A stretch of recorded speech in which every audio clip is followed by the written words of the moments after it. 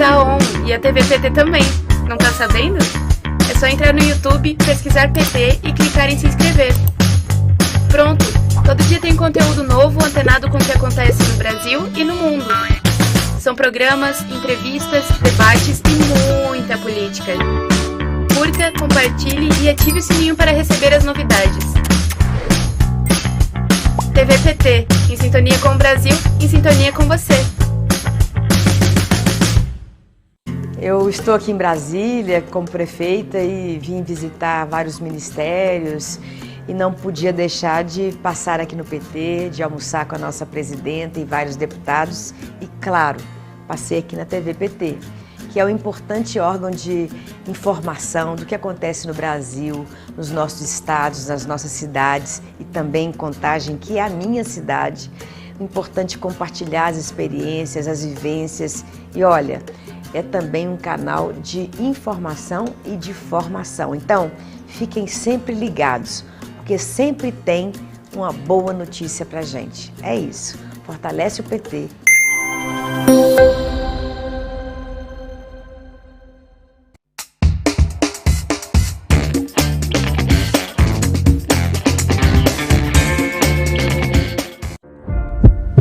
Em cada lugar, em cada canto, em cada casa, em cada peito, um grito de esperança. Participe da Conferência Nacional Paulo Freire de Formação e Educação Política do PT e fortaleça a nossa militância. De julho a setembro na sua cidade e de outubro a novembro em todo o país. Procure o PT mais próximo e ajude a organizar o encontro da sua cidade. Nova Primavera. O PT, quem faz é você.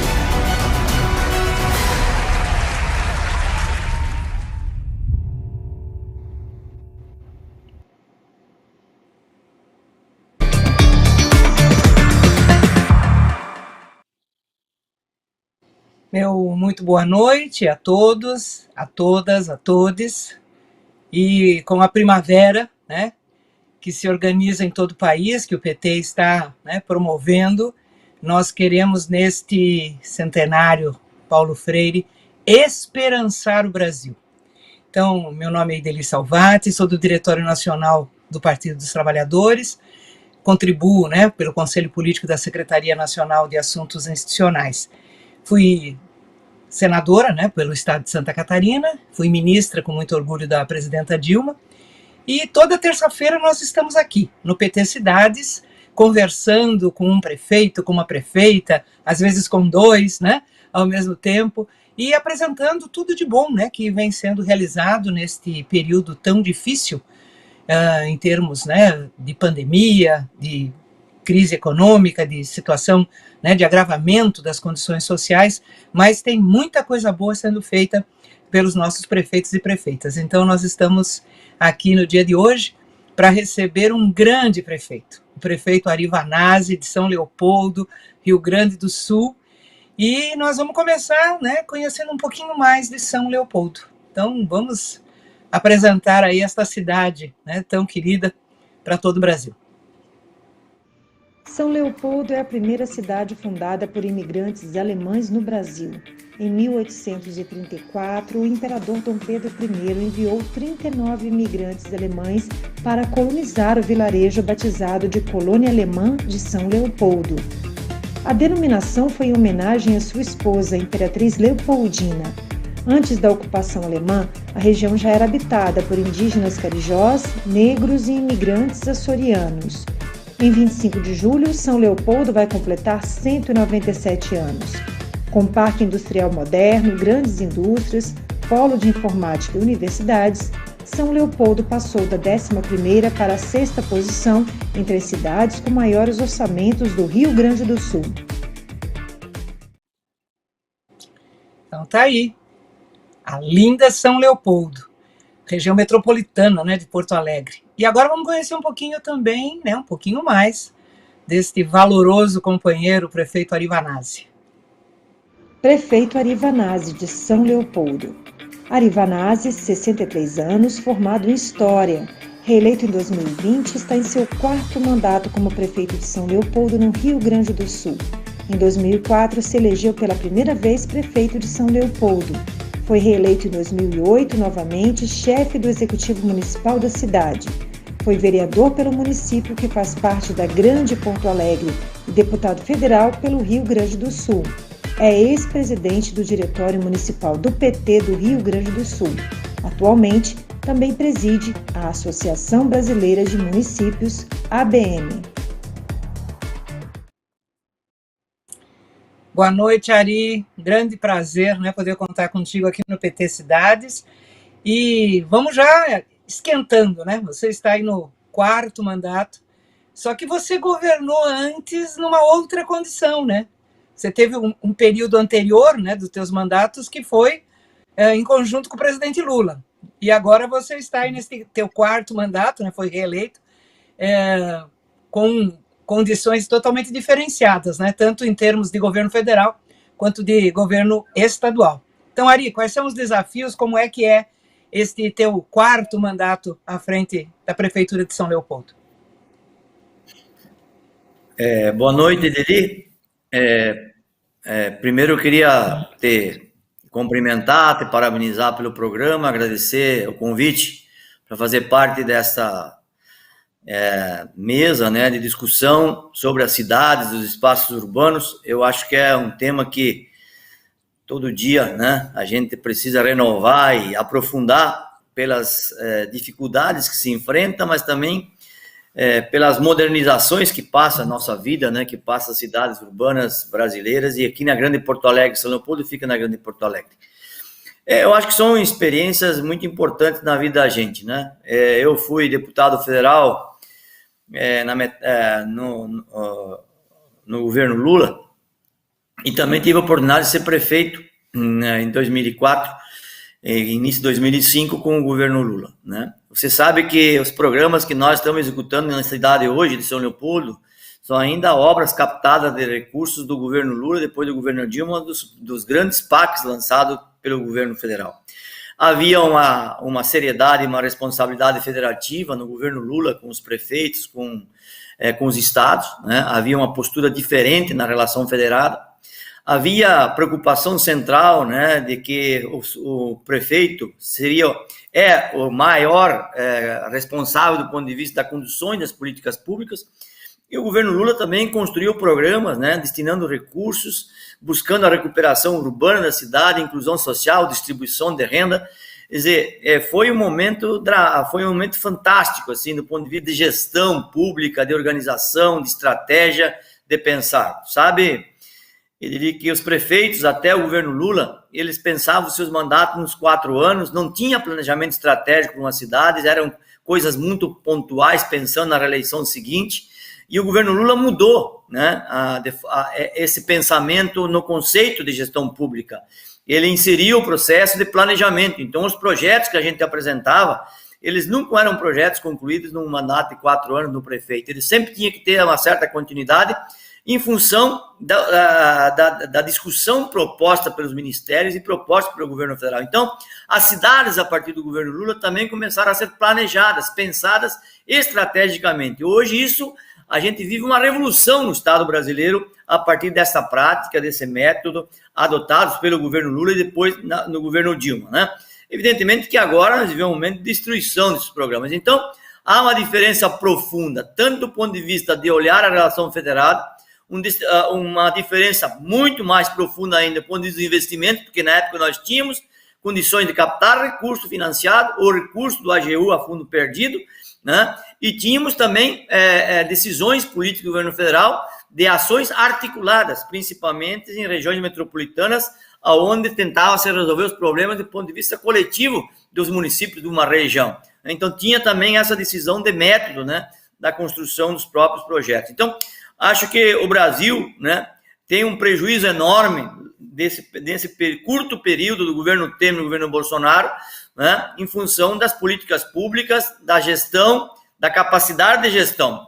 Sem falar aqui de que hoje os municípios arcam com muito mais custeio e programas e projetos, sustentam esses projetos, porque há uma retirada, né, muito intensa do governo federal na manutenção dos programas, dos projetos e na construção de política. Hoje não existe governo federal do ponto de vista da relação com os municípios, no pensar, no executar e investimento nas nossas cidades. É muito diferente e muito mais triste para as cidades que vê cotidianamente a sua queda, os seus retrocessos sendo implementados ou vividos na nossa cidade em função da saída do governo federal. Bom, governo do estado, a gente nem fala porque ele não existiu, existiu num período e hoje não existe mais também na relação com os municípios. Ari, você não é o primeiro, entende, que vem aqui ao PT Cidades e também lá nas lives da Fundação Perseu Abramo, que também tem, né, feito debates com prefeitos e prefeitas, a dizer que só tem obra nos municípios hoje porque teve o PAC, né? Então são obras, a Marília, por exemplo, de Contagem, ela relatou isso, ela foi prefeita depois, né? Ela foi deputada federal, ela voltou a ser prefeita e ela está executando as obras que ela planejou, entende? E conseguiu recurso, né? Então, acho que essa questão que você traz aí é muito, muito relevante. E, Ari, vamos já entrar no tema que é obrigatório, né? A questão da pandemia, quais são as medidas, o que vocês fizeram, né? Porque, assim, a gente teve, né, e agora está vindo a público, né? A história da vacina era por propina, né? Por isso que não teve, aí a CPI está desmascarando, né? Então, a gente queria te ouvir, mas antes disso, tem 2 vídeos que a tua assessoria nos mandou, tá? Que a gente vai passar, são videozinhos curtos, e aí depois você relata, né, um pouco mais aí das ações que você fez em relação ao enfrentamento da pandemia. Aqui no Ginásio Municipal de São Leopoldo, vim aqui visitar o centro de vacinação, que a gente transferiu da antiga Estado dos Sinos para cá, justamente para ter um lugar melhor, que proteja a população do frio, da chuva, e para poder convidar a população que venha fazer a vacina. Justamente para poder atingir o maior número da população vacinada, para trazer a tranquilidade para a nossa cidade, do ponto de vista social e do ponto de vista econômico. Nós vacinamos hoje aproximadamente 56% da população vacinável da cidade, né, porque dentro da idade, e temos aí muita gente que não está procurando fazendo a sua vacina. Na sexta-feira nós vamos fazer novos anúncios importantes para a semana que vem, onde estamos construindo com a Secretaria de Saúde e a Vigilância um processo bastante arrojado para que a gente avance rapidamente dentro do calendário proposto pelo Ministério da Saúde e pelo Governo do Estado. Se as vacinas vierem de acordo com as promessas feitas, nós podemos chegar no final de julho num avanço significativo da vacinação da nossa população. Portanto, quero fazer uma convocação a todos aqueles que ainda não se vacinaram, que estão na idade para se vacinar, não fique escolhendo vacina. A melhor vacina é aquela que tu vai ter no braço, que te protege, que dá segurança. Todas elas foram aprovadas pela Anvisa e toda a população está sendo vacinada no Brasil inteiro com todas as vacinas que foram compradas e distribuídas na nossa cidade. Faça a vacina que está disponível de graça pelo Sistema SUS.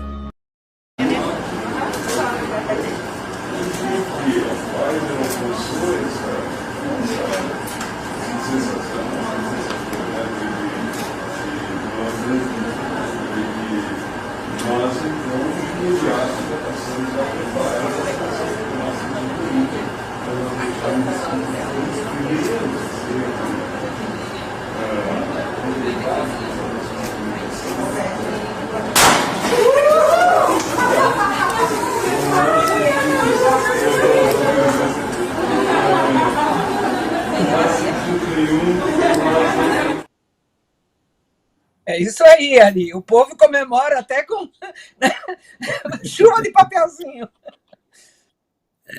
Fazia tempo, aliás, eu nunca me lembro de ter visto o pessoal comemorar uma agulhada, né? Porque, de fato, essa vacina, ela foi muito tempo aguardada, a tragédia humanitária brasileira assustou muita gente, continua assustando. E, na verdade, Edelito, nós tomamos decisões muito importantes sobre o tema da pandemia desde março de 2020 aqui na cidade. A gente fez uma opção de cuidar da vida da população, né, e fizemos todas as ações. Depois entramos em 3 consórcios para comprar vacinas. O governo federal sempre proibiu, né, não permitiu que estados e municípios comprassem a vacina.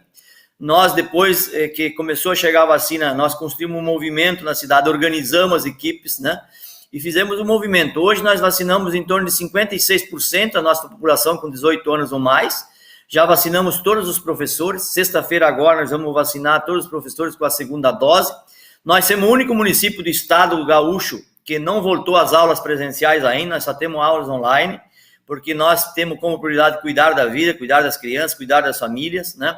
Nós somos uma cidade que aqui já entregamos, né, em torno de 240 mil kits de alimentação para nossas famílias, principalmente as escolas que são especiais, porque elas são dos bairros mais pobres e humildes da cidade. Então, nós buscamos a vacina e também alimentamos as nossas crianças, as nossas famílias, mantendo a alimentação em casa a partir dos kits de alimentação. Programa que nenhum município criou, muito poucos criaram, o Estado nem se fala, o governo federal nem se preocupou com isso, né? Então, nós criamos isso. Criamos também aqui na cidade uma campanha intensa, não é? Da conscientização, da luta, né, contra o negacionismo, contra aqueles que pregavam, né, que a vacina não era necessária, que a máscara não era necessária. Foi uma luta muito dura, muito intensa, e derrotamos esses caras na cidade, porque hoje a grande maioria da população, ela usa, né, a máscara, álcool gel, ela se protege, né, e nós temos uma cidade que tem a menor letalidade no estado do Rio Grande do Sul. Por que razão isso, né, dos grandes municípios? Porque nós adotamos medidas rigorosas.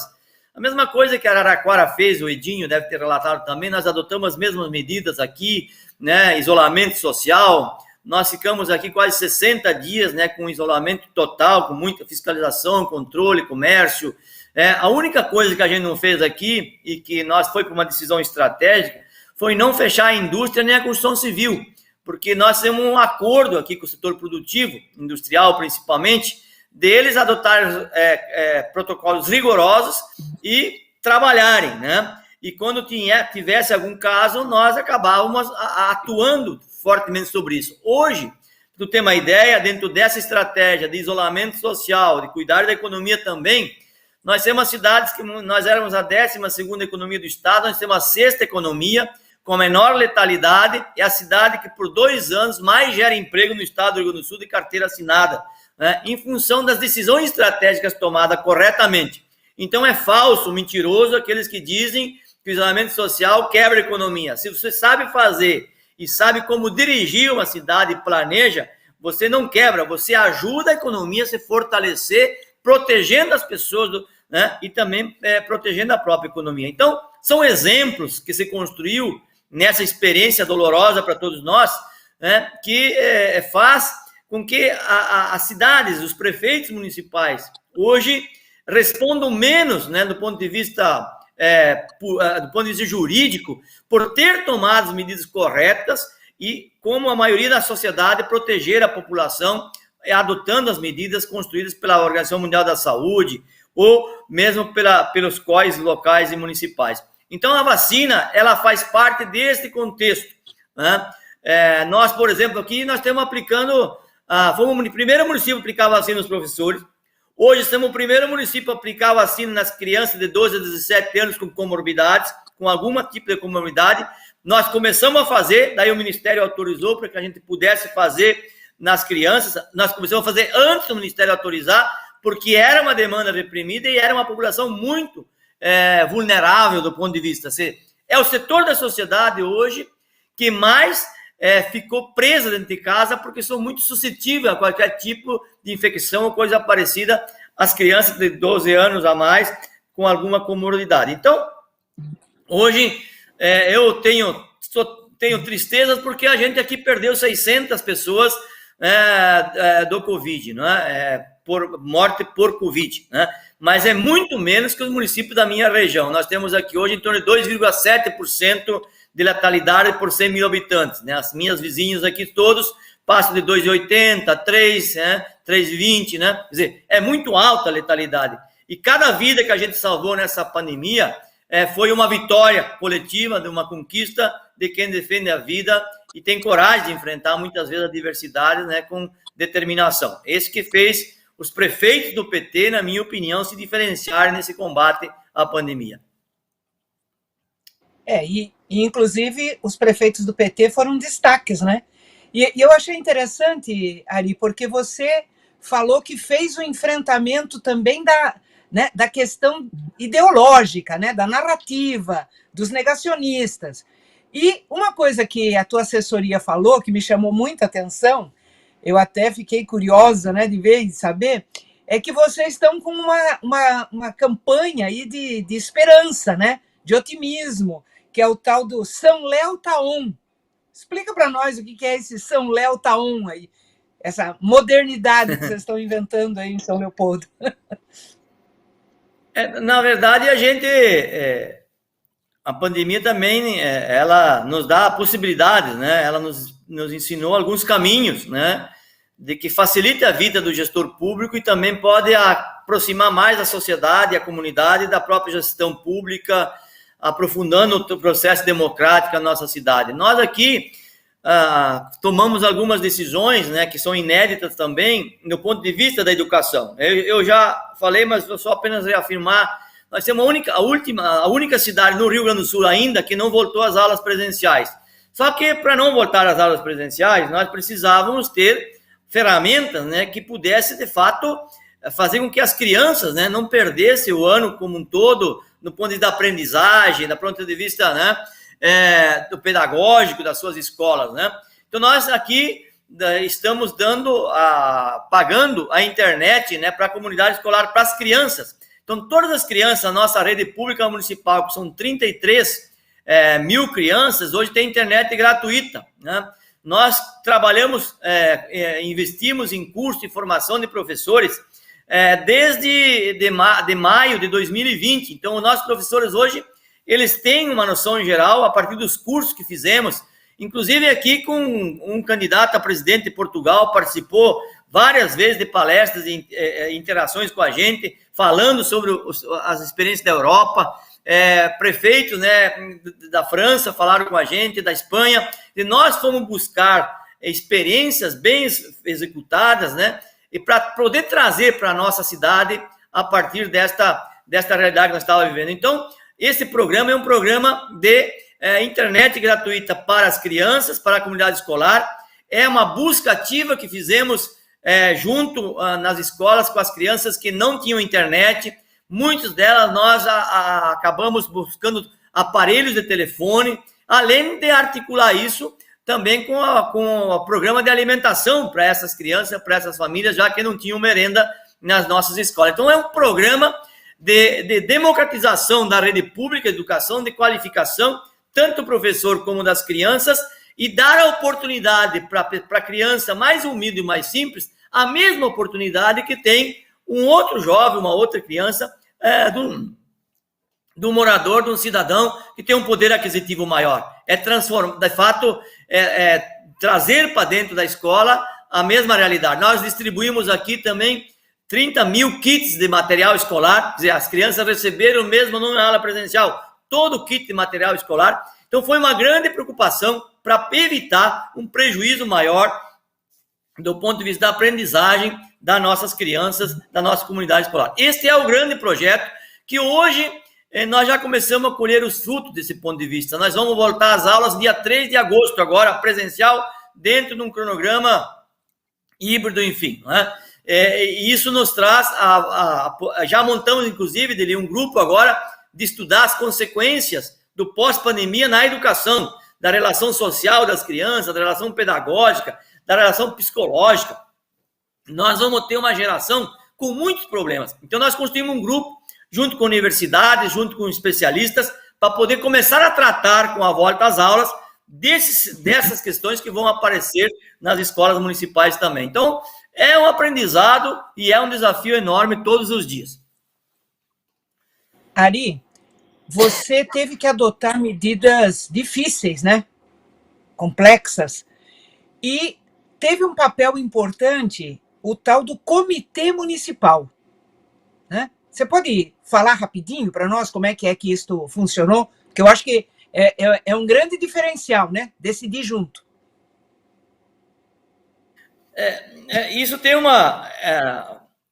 isso que nos enche um pouco, tá, assim, de alegria, porque as coisas podem, na tristeza, a gente também pode construir os caminhos que nos dão alegria no futuro, né? Mas veja, nós resolvemos aqui no tema da pandemia, quando se aprofundou esse debate negacionista do governo federal, fazendo as barbaridades que fez, desestimulando o prefeito, enfrentando o prefeito, né? Orientando a população para o lado inverso de quem orientava a ciência. É por isso que hoje a população caracteriza o Bolsonaro como genocida, e eu digo isso em todo lugar, né? Porque é responsável pela tragédia humanitária que o Brasil vive, que viveu e continua vivendo.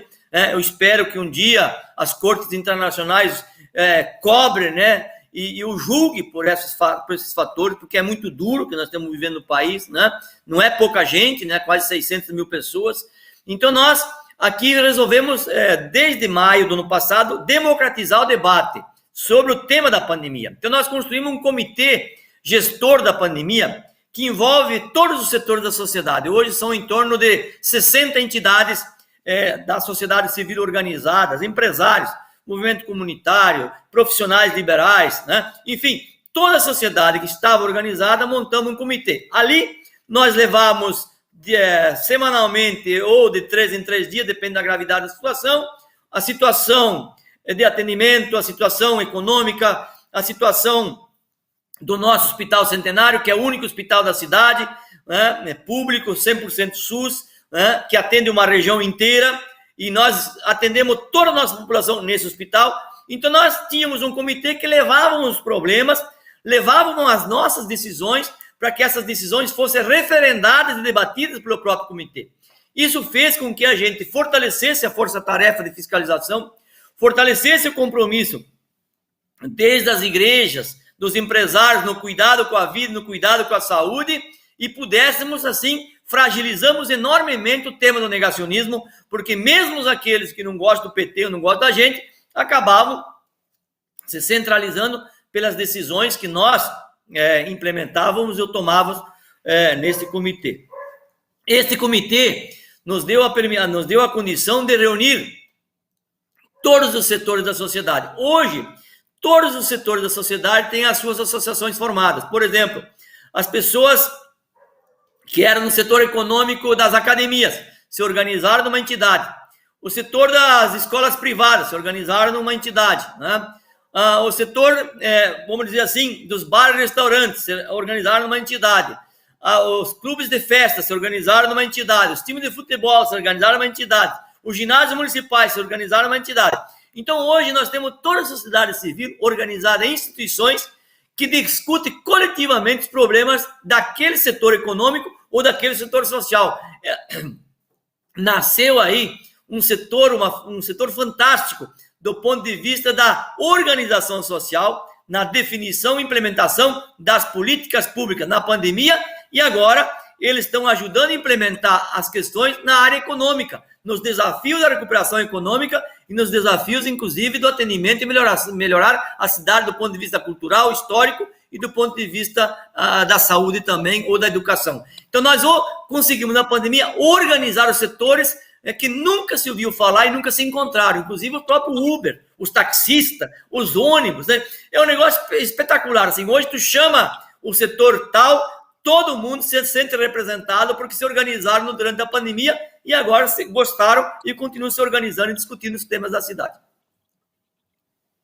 Excelente, Ari, excelente.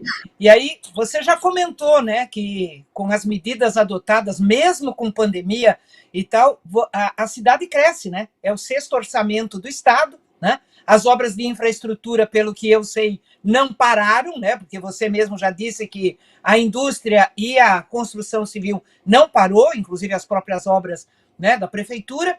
E tem uma coisa, você já comentou essa coisa assim de São Leopoldo para o mundo, né? O presidente de Portugal deu aula, não sei mais quem da França e tal. E vocês têm aí um polo tecnológico, uma coisa que eu fiquei assim, né, muito admirada, tá? e que é o Tecnocinos Institucional. Então, nós vamos apresentar um pouco, e aí depois eu queria que você comentasse um pouco, né, desta questão da pujança de São Leopoldo, né, na indústria, né, e também nesse setor aí de ponta, né, da questão tecnológica.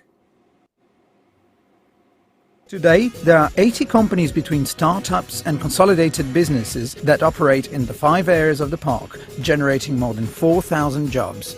Here, global companies and startups are mutually and collaboratively strengthened, creating research, technology and new business ideas. The entrepreneurs approach talents from the university. Tecnocinos is the place for ideas, for attitude, for learning and for the construction of a new economy based on knowledge.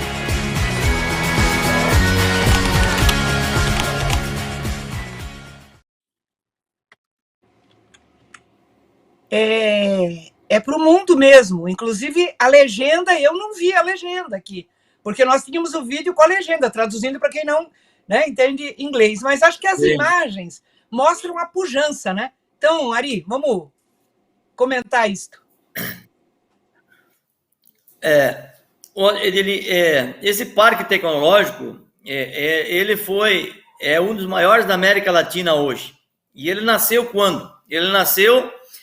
Esse parque nasceu no ano de 98, quando o Olívio Dutra era governador, né?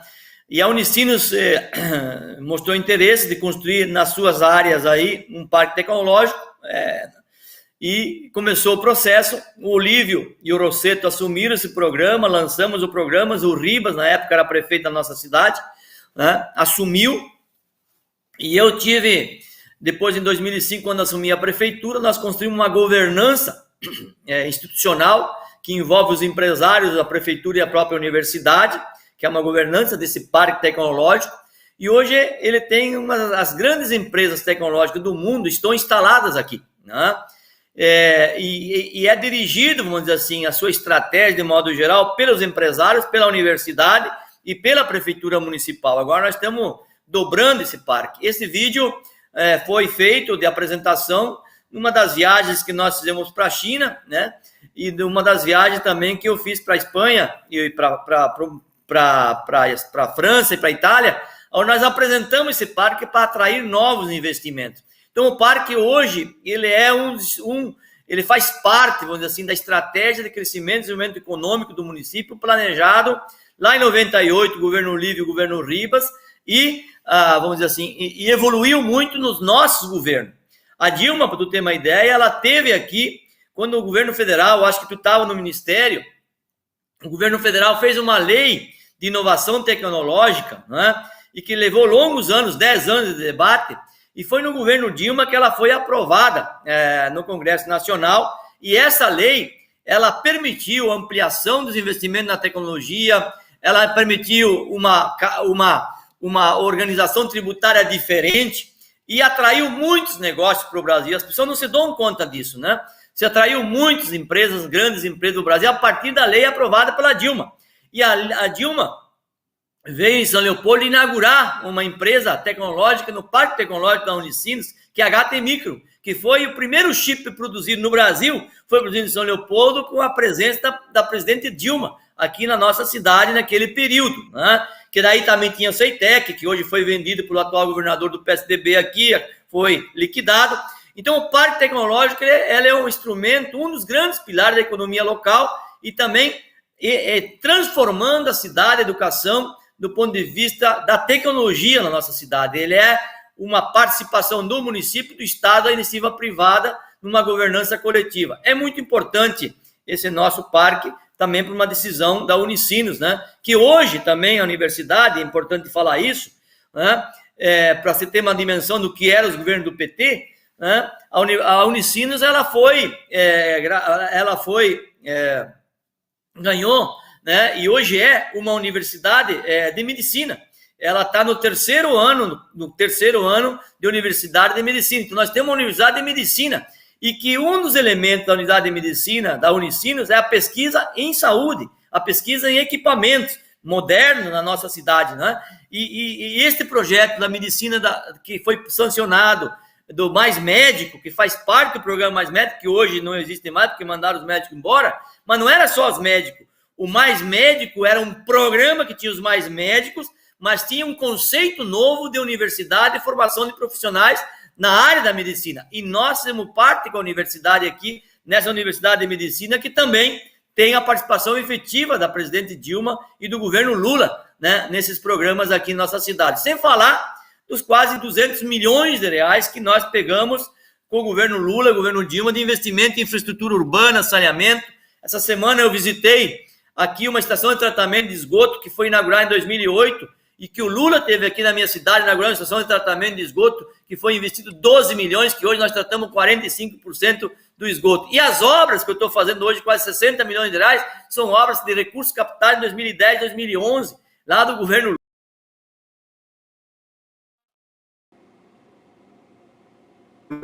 Perdeu nesse país com a interrupção do nosso governo e com a destruição dos programas que possibilitem as cidades, os municípios investirem e recuperar a vida do nosso povo. Né? O povo só está se dando conta, por enquanto, que o gás está muito caro, que a gasolina está muito cara, que o Bolsa Família diminuiu, que o auxílio emergencial diminuiu. Não se deu conta que foi destruída a estrutura brasileira do ponto de vista da gestão, da implementação e da execução de políticas públicas. Isso eles vão ver daqui 5 anos.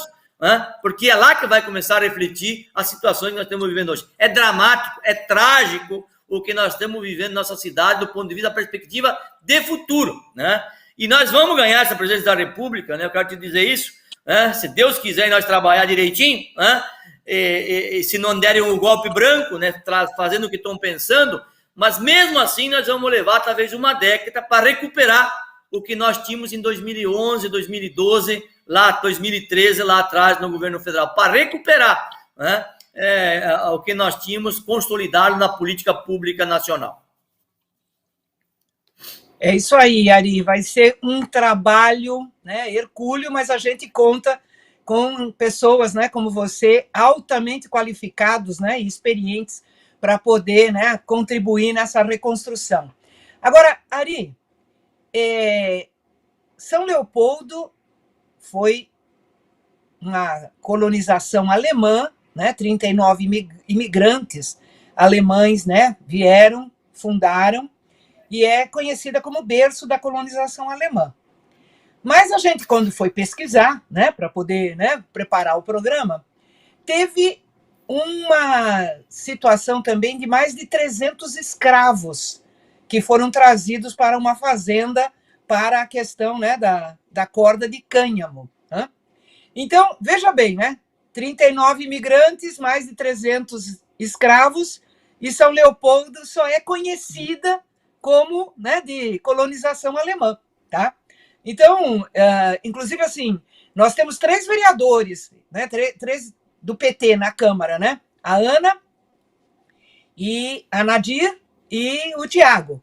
A Nadir e o Tiago são negra e negro, né? O que demonstra que tem em São Leopoldo uma população, né, afrodescendente também significativa.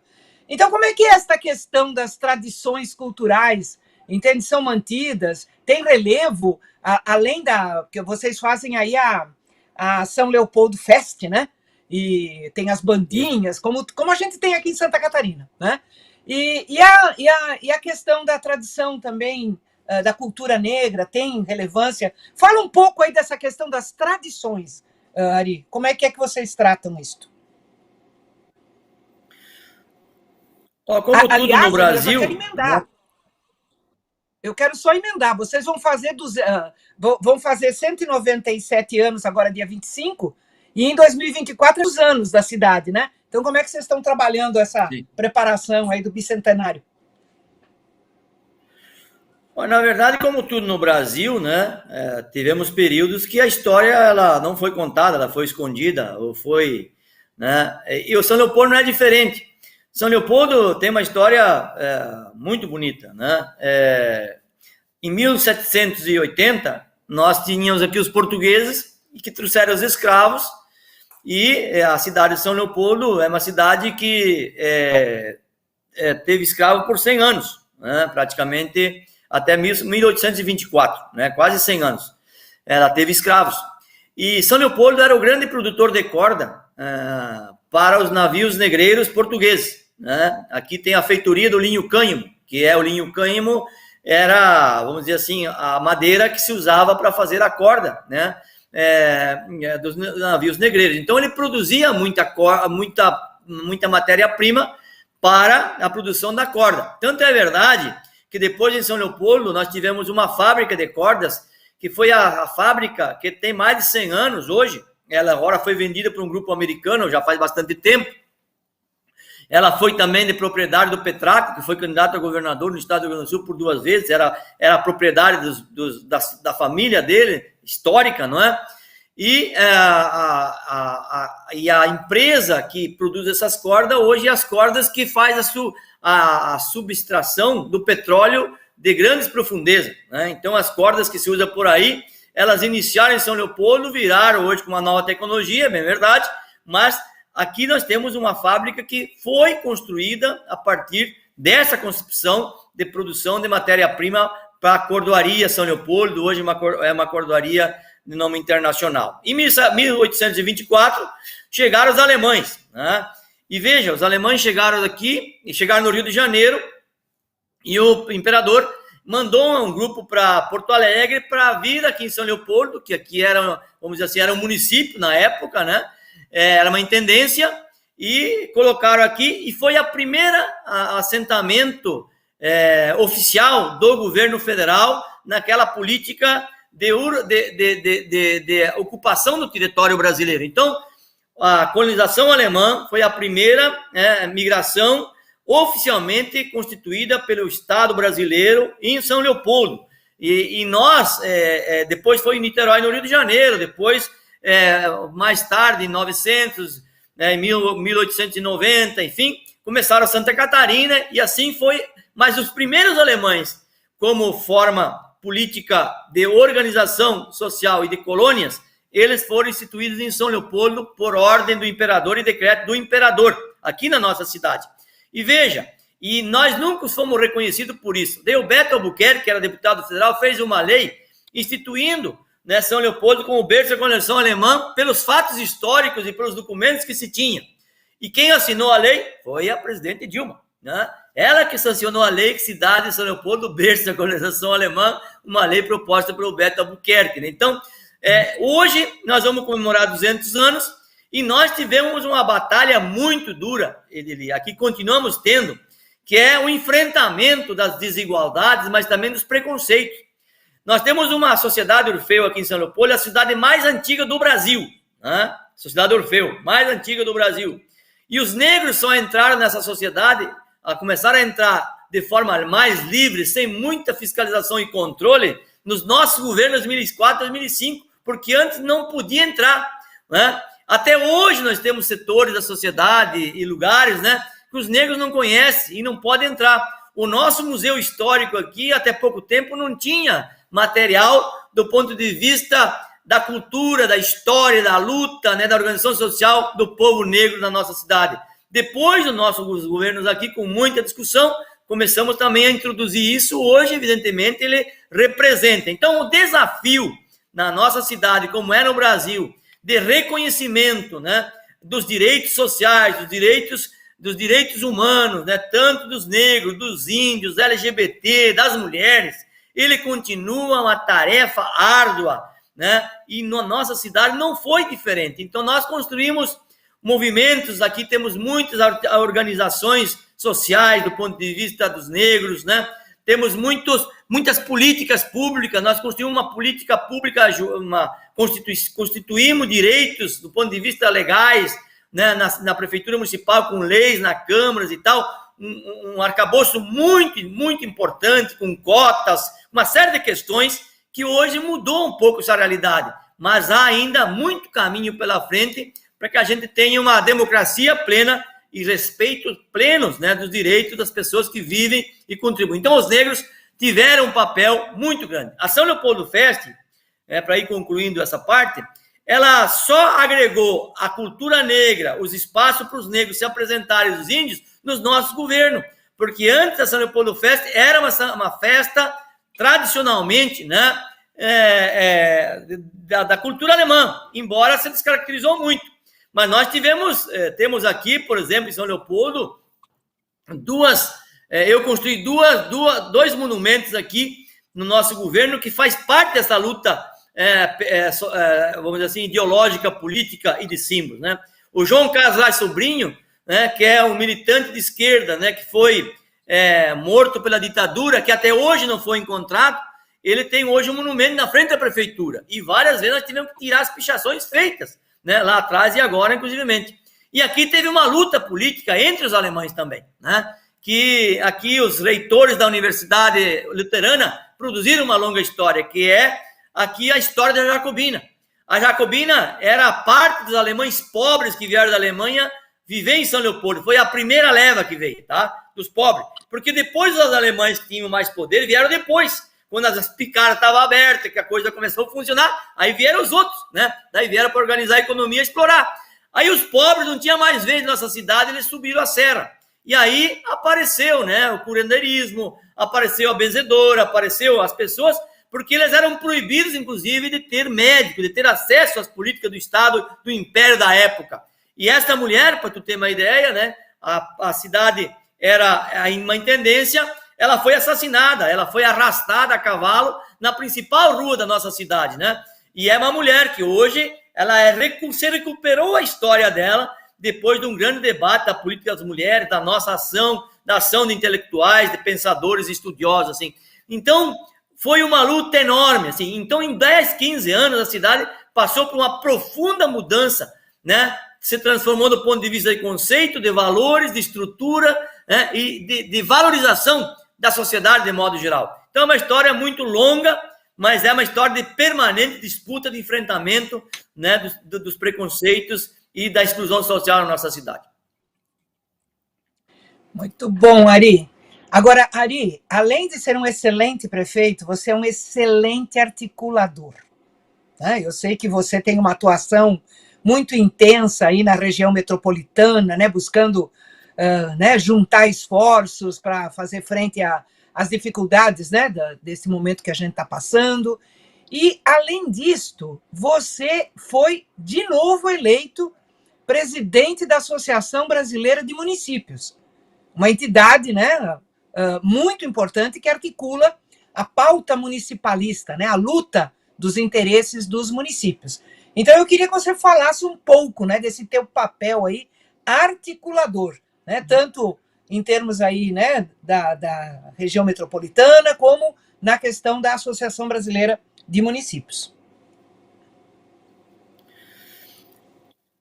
Edili, nós do campo democrático popular, da esquerda, principalmente nós do PT, a gente sempre trabalhou muito e trabalha até hoje como conceito, né, de soluções dos problemas, a articulação das políticas públicas e também a articulação das ações, né, do ponto de vista institucional hoje enquanto prefeitos. Como a gente faz no âmbito social ou faz nas comunidades que a gente participa. É sempre tentando construir as coisas coletivamente para ter mais força política, mais ação e também uma resolutividade maior das ações que a gente faz nas nossas cidades, principalmente nas regiões metropolitanas. Então, aqui eu participo da Granpal, né, que é uma associação, da Anvars, que é outra associação, participo da Federação, que é a FAMURS, né, e a nível nacional eu presido a ABM, que é a Associação Brasileira dos Municípios, né, é a entidade mais antiga municipalista brasileira, né, que tem como fundamento uma característica muito forte, né, que é a luta e a defesa dos municípios, né,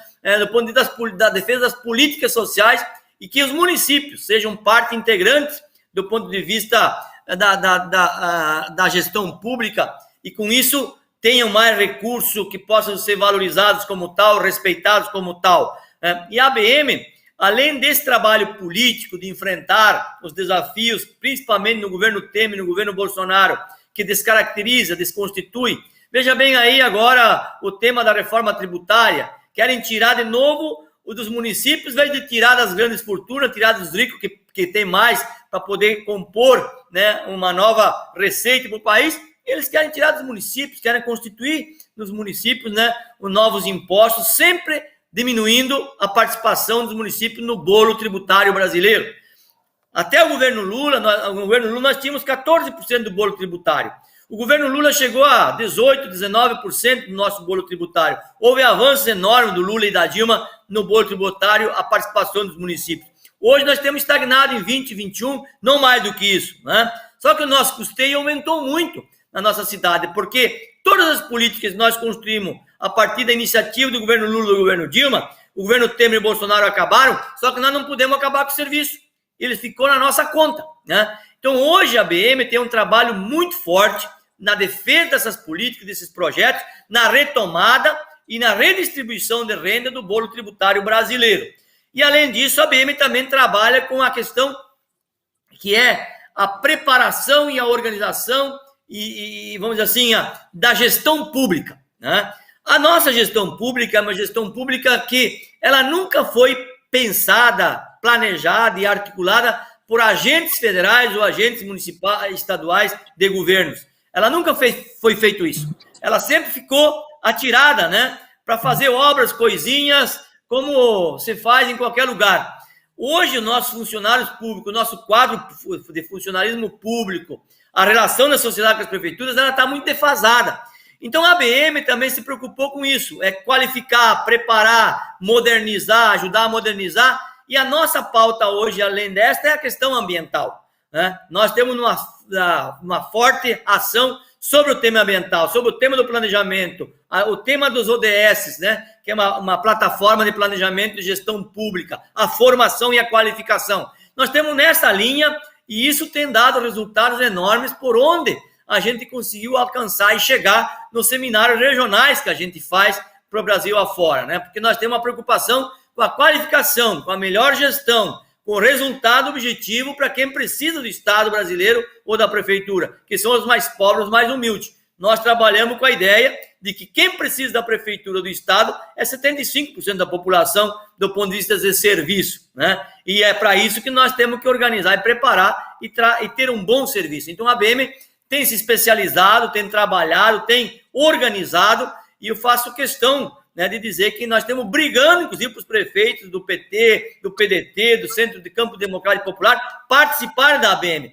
Porque as outras duas instituições que nós temos se dizem municipalistas, mas tem muito interesse próprio, muito interesse corporativista, de um e outro setor, e não interesse do municipalismo brasileiro de modo geral, né? Eles têm uma pressão, resolve a pressão. Nós queremos resolver do ponto de vista estrutural esta relação federativa do Brasil, que é o centro do debate estratégico para quem quer modernizar, avançar e também resolver parte dos problemas brasileiros. Pega aí, por exemplo, agora o tema do saneamento. Houve um novo marco regulatório, né? E agora os governos estaduais estão fazendo um novo marco regulatório a partir de uma visão de privatização das companhias municipais e estatais, né? Sem levar em consideração que as nossas maioria da cidade não tem condições de ter abastecimento de água se não tiver uma política do Estado, uma participação do Estado, uma ação do Estado, né? Porque a iniciativa privada não vai fazer isso. Quer dizer, é sempre se livrando da solução do problema e buscando abocanhar a partir da concepção da privatização o setor econômico que vai ganhar dinheiro e nunca o atendimento da população. Então, esses desafios estão colocados para a BM e nós estamos trabalhando intensamente nessa pauta política desde 2017 e agora em 2021 ainda mais. Ari, você meio que já adiantou a minha próxima pergunta, porque eu ia te perguntar sobre a reforma tributária, né? Você já mais ou menos... assim, eu não sei se você viu, mas saiu, além da nota da ABM, né, que está muito forte, saiu também uma nota muito contundente do Conselho dos Secretários Estaduais de Fazenda, né? Inclusive, eles detalham, né, na questão lá da diminuição, né, do imposto de renda, principalmente das grandes empresas. Entende? As grandes empresas, em vez de pagar 25%, vão pagar 12,5% de imposto de renda. E isso vai impactar, né, o fundo de participação dos estados e o fundo de participação dos municípios. E pelos dados, né, inclusive isso está na nota da ABM também, o prejuízo vai ter 30 bilhões de prejuízo, 2 bilhões para a União, né, e os outros quase 28% para estados e municípios. As prefeituras vão perder 13 bilhões. Então, sabe, Ari, talvez colocar um pouquinho mais, porque essa questão aí da reforma tributária é uma facada nos municípios, né? Tem várias questões que o governo federal aprontou para cima dos municípios que são dramáticas, né? Além da reforma fiscal, da reforma tributária, do congelamento do orçamento da União por 20 anos, né? Tem uma série de elementos, né, que estão empobrecendo as prefeituras, estão, vamos dizer assim, travando as prefeituras. Nós não podemos fazer concurso, a gente não pode remontar o Estado, né? Então, a situação é dramática para as cidades. E a reforma tributária está dentro de um debate que já se prolonga por muitos anos, mas nunca no centro do debate dela estava a valorização e uma certa autonomia dos municípios, né? O governo central, né, sempre teve essa razão. O governo Lula e o governo Dilma fizeram uma tentativa muito importante tentando democratizar a distribuição dessa riqueza nacional através do pré-sal, por exemplo, que vinculou recursos da educação que hoje não existe mais, né? Através de outros projetos de lei que forçavam, né, investimentos públicos, repasse de recursos através de programas e através de projetos, né, de captação de recursos ou através do orçamento, que hoje não existe mais. E como não conseguia aprovar a reforma tributária brasileira por muitos anos, né? Eu fui deputado, esse debate já existia. O governo federal brasileiro, através do Lula e da Dilma, fizeram programas de repassar recursos para poder melhorar as condições de gestão e de política pública de inclusão e de diminuição da miséria e desigualdade nos nossos municípios. Então, teve esse lá, porque não se conseguia aprovar, porque hoje não tem acordo nos estados brasileiros, né? Tu vê as taxas de ICMS hoje, tanto no governo, em governos estaduais, são completamente distintas. A nossa o ICMS do Rio Grande do Sul, ele chega a 18, 19%, Santa Catarina é 11, 12%. Esta guerra fiscal, ela tem interesse econômico muito pesado, né, do ponto de vista do setor produtivo brasileiro ou do setor especulativo brasileiro. Então, é uma reforma tributária que tem dificuldade de mexer no centro das questões, que são na área de tributação, na área de uma taxa única para o país, como a maioria dos países são, né, e carregar a mão de quem tem, né? Por exemplo, o imposto de renda. Hoje, o cara que ganha 150 mil reais de prorabore, ele não paga imposto de renda. O cidadão que nem eu, que ganha 10, 12 mil reais, eu pago 27% de imposto de renda, além do que eu já pago no mês do final do ano. É um horror isso. A tributação hoje é uma tributação sobre os pobres. Quem paga imposto nesse país são os pobres. Rico não paga imposto. Ele recolhe e repassa quando repassa. Quando não sonega, que é outra tragédia, né? Porque não tem fiscalização e controle. A ideia hoje, por exemplo, do tal do IVA é uma tragédia.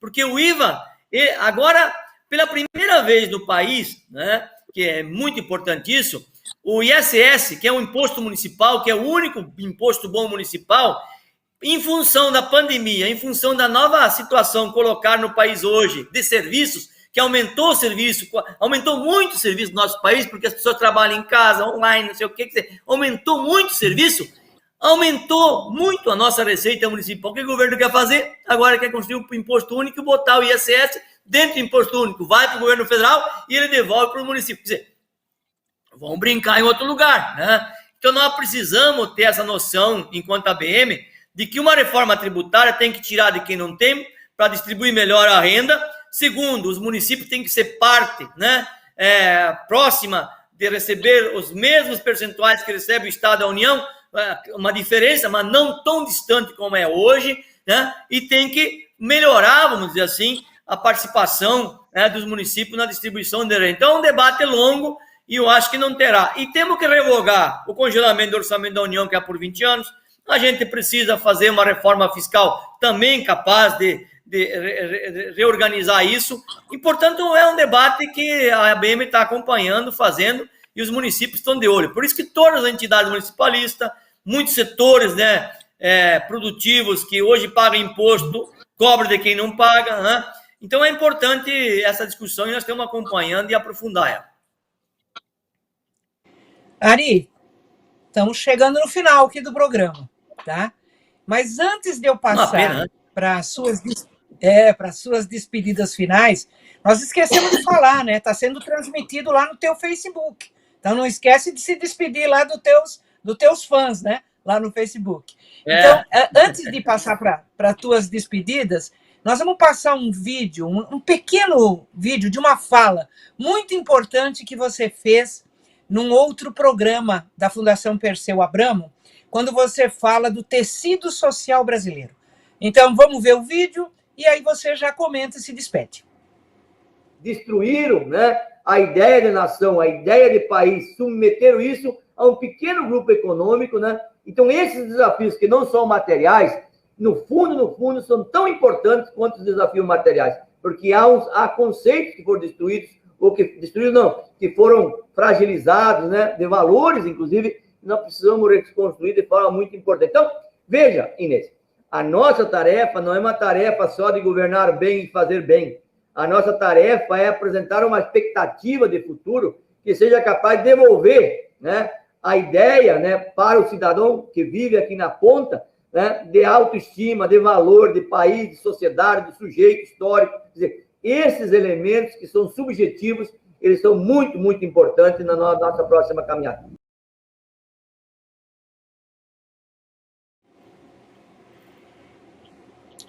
É contigo, Ari, a despedida. Ô, Edili, muito obrigado mesmo, foi um prazer falar com você, né? Uma companheira lutadora, tem uma história maravilhosa na política brasileira, né? E hoje cumprindo esse papel também, debatendo as questões urbanas das nossas cidades, que são desafios imensos. Nós podíamos falar aqui sobre o transporte, que hoje virou uma tragédia nacional do ponto de vista da sustentabilidade, a questão do saneamento, a questão da questão social. Então, teremos muitas tarefas ainda. Eu te agradeço muito, estamos à disposição. Espero, né, agradecer também os meus seguidores aí no meu Facebook, está sendo transmitido para todos aqueles que nos acompanham, e que essas nossas palavras, essas nossas reflexões sirvam, né, de alento também, mas também de aprofundar os debates necessários, porque nós não somos donos da verdade, a gente tem muitas limitações, mas eu acho que o ensinamento da vida é o que sempre fala mais alto, que norteia melhor o nosso caminho. Muito obrigado, um abraço e uma boa semana para todos nós. Muito obrigada, Ari, muito obrigada. Então, eu convido a todos, né, a acompanharem a nossa programação. A CPI está de recesso, né, então não tem cobertura. E amanhã nós temos uma live, uma super, né, programação do Liga Preta, que vai ser, né, com várias mulheres poderosíssimas, né, a nossa querida Benedita, né, nossa ex-senadora, ex-governadora do Rio de Janeiro, ex-ministra, atual deputada federal, a nossa querida Regina Souza, né, que foi senadora, que é atualmente vice-governadora, né, do Piauí, também a nossa Nilma Lino e Matilde Ribeiro, duas ex-ministras, né, da Igualdade Racial, e várias outras convidadas. Então, amanhã, 19 horas, né, muito importante esta atividade aí do Julho das Pretas, né? E aí eu quero dizer uma coisa, né? Nós tínhamos programado terminar com uma bandinha alemã lá de São Leopoldo. Eu vou terminar com outra coisa. Eu quero terminar com o desafio, junto com o nosso querido prefeito Ari, que deu uma aula, né, de história de São Leopoldo para nós, e com os nossos dois vereadores, né, a Nadir e o Tiago, a gente poder fazer um programa reconstituindo, né, com detalhamento de toda essa história, né, da participação econômica, social, cultural da negritude aí em São Leopoldo, né? Então, com isso eu termino, né? Tenho que fazer um Prost, né, pela colonização alemã, mas quero fazer um grande axé, né, pela influência afrodescendente aí em São Leopoldo. Então, meu boa noite a todas, a todos e a todos. E terça-feira que vem temos mais.